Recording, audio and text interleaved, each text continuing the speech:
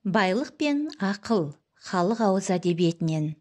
Ертеде бір шалдың 4 ұлы болыпты. Бір күні шал ұлдарын жинап алып, мен қартайдым. Біреуіңнің үйесі болатын уақыттарың жетті. Кімнің ақылы мен байлығы сай болса, сол мұрагерім болады. Әрқайсың маған байлықтарың мен ақылдарыңды көрсетіңдер, депті. Үлкен ұлы асыл тасты жүзік салынған қолын көрсетіп, міне менің байлығым, ал кім бай болса, сол ақылды, депті. Екінші ұлы асыл киімдерін киіп, әдеміленіп келеді де, мені осы түрімде көргендер ақылым мен байлығымның алдына бас иеді, дейді. Үшінші ұлы күміспен және асыл тастармен әшекейленген белдігін буынады да, былай деп мақтанады. Мұндай белдікті ешкім ешқашан буынып көрген жоқ.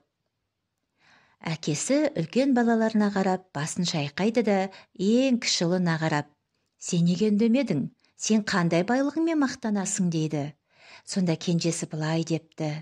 Менде асыл тасты жүзік те, сәнді киім де, асыл тастармен әшекейленген белдік те жоқ. Тек еңбек сүйгіш 2 қолым, қайрат жігерге толы жүрегім бар.